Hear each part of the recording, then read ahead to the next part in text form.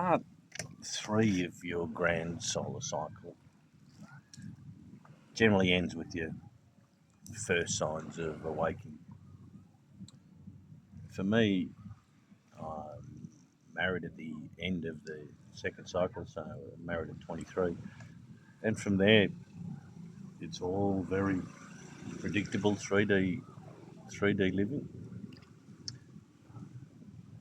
Work hard. The money, any money you make goes on holidays or improving your garden or sheds or whatever it is you're doing to beautify your property. Children become part of that little journey, and as I said in the last one, when your life expectancy is if you get to 50, you're going okay.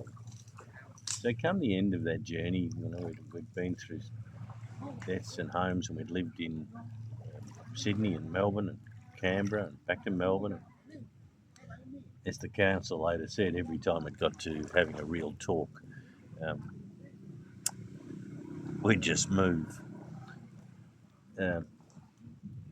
Let's be honest, we had 13 really good years and an amazing son, and it was a chapter. But it was at the end of that period when I had my first spiritual inkling that there was actually something else going on. And it wasn't just, a random coincidence that we're on a spinning rock. It's all by chance, and, you get 65, 70 years. I'd done the Woolies management thing, and then I jumped into sales. I was the perfect Rothschild Rockefeller subject. Rexona was part of that huge organisation, and a great place to work. They really did. They didn't pay the best, but they looked after their people, and I learned a stack with them. But as you grow as a person, and you do well in corporate business, there comes a time when you want to do something for yourself, and it's just, to me, it's just part of it. Unless you're a doctor, a surgeon, or something really specific, you got to be working for yourself. Nurses fine, and there's exceptions, but as long as you're doing what you love, you love to do. And I touched on this the other day. Rather earn $1 for myself than $2 working with somebody else. And that's not always the case. But for me, it certainly was. And in my roundabout of from Rexona to Spring Valley, which was another great company, was in business development there, and odds and sods, and I got into food service, which was supplying the big bulk stuff to restaurants and cafes. And life has a funny way of introducing you to people, and through that I met a guy who was a pastry chef, and he was just working in a back shed making cakes for a guy that owned 6 or 7 cafes in Melbourne. And we hatched a plan and opened a cafe cake shop, and my expertise, we picked up some big backdoor dessert contracts. Thank God it's Friday at TGIF, and Planet Hollywood. We also did the sticky day pudding for Lone Star Steakhouse. So that was the first venture away from the corporate life where you're in control, and it is ultimately very satisfying. Retail not so much. But through all that 12 years, horse racing had been my hobby. It had been my break, my escape. Friday nights were form, and bless my wife for allowing me to go to the races every Saturday. Um, as long as we did all the gardens and used that a day pottering at nurseries and stuff on the Sunday. But there came a time when somebody, a staff member, when it was all starting to drop, a younger girl, she gave me a book called The Celestine Prophecy.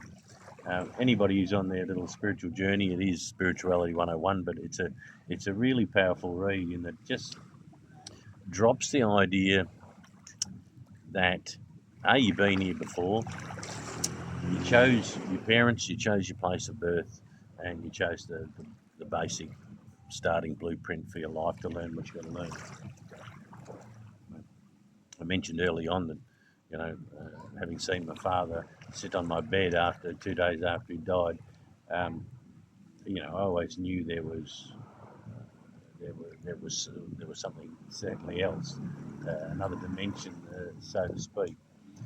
So, and that just ignited like the young kid in me that I mentioned the other day. It was just a chronic reader. Once I find something that captivates me, I just sort of devour it. And so I just devoured everything I get my hands on. Conversations with God series from Neale Donald Walsch, Paulo Coelho, The Alchemist, The Way of the Peaceful Warrior,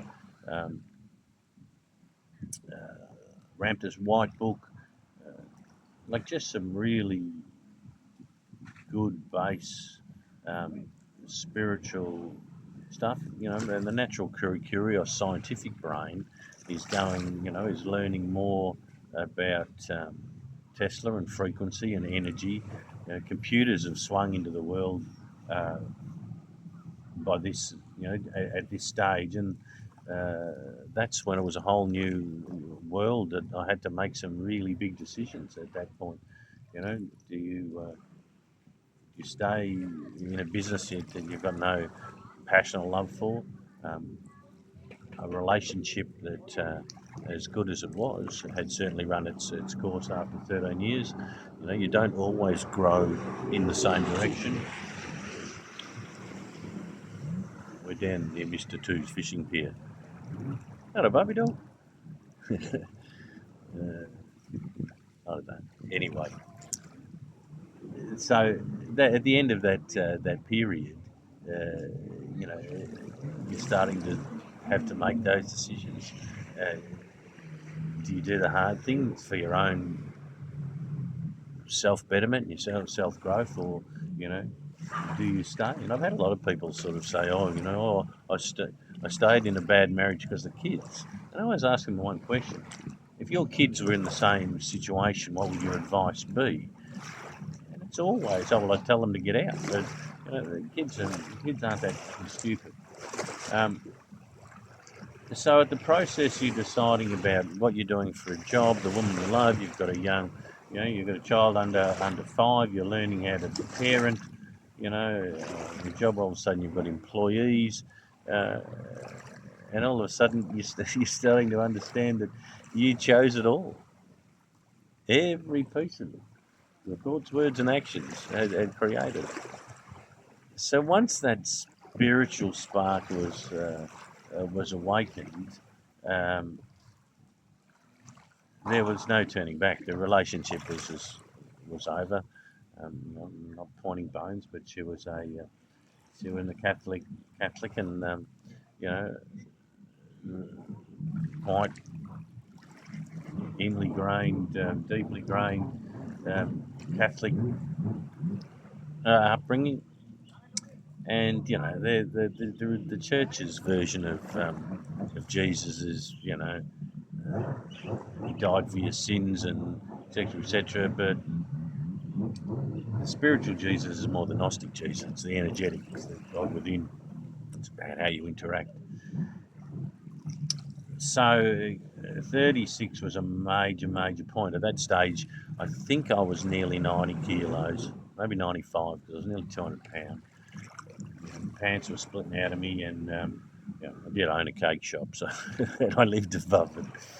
So you know, but your body image is shattered. You're slaving in a cafe come cake shop that seems to be running. If it's not the cafe, the outback, the bulk kitchen was running at night. It was just endless, and knowing everybody had died in our family, it just come to a bit of a crossroads, and you have to make a choice.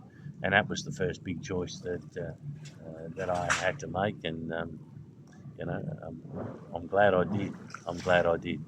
Tomorrow, we're going to look at